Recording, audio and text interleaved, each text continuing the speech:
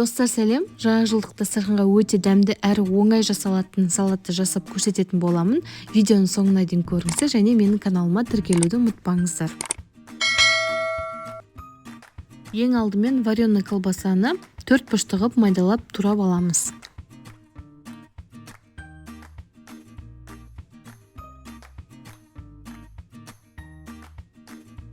Тарелканың үстінен вареный колбасаны салып шығамыз, үстінен майонез жағамыз және де қайнатылған картопты 4 пұшты ғып майдалап турап аламыз.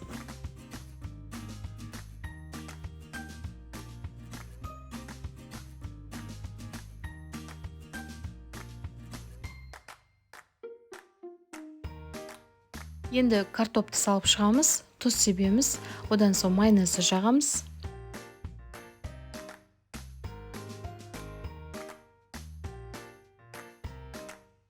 Енді бізге осындай плавленый сыр қажет болады. Осы плавленый сырды біз теркадан өткізіп аламыз.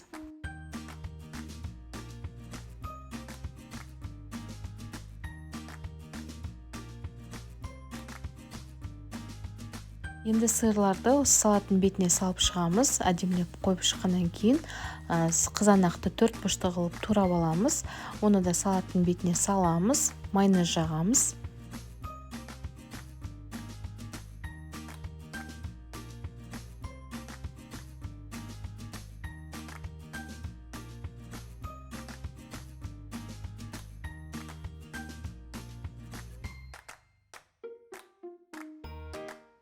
Енді чипсыларды салаттың жан-жағына айналдыра әдемілеп қойып шығамыз.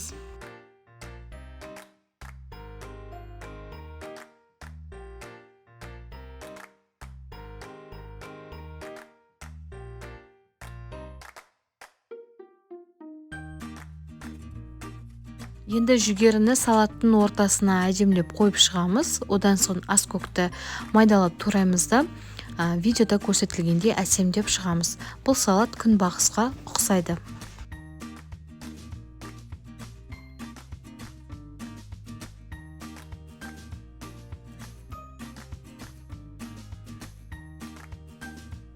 Міне қарапайым заттардан тұратын салатымыз дайын болды. Жаңа жылдық дастарханға дайындап көріңіздер. Және де видеоны соңына дейін көргендеріңізге көп рахмет. Менің каналыма тіркеліп, лайк басуды ұмытпаңыздар.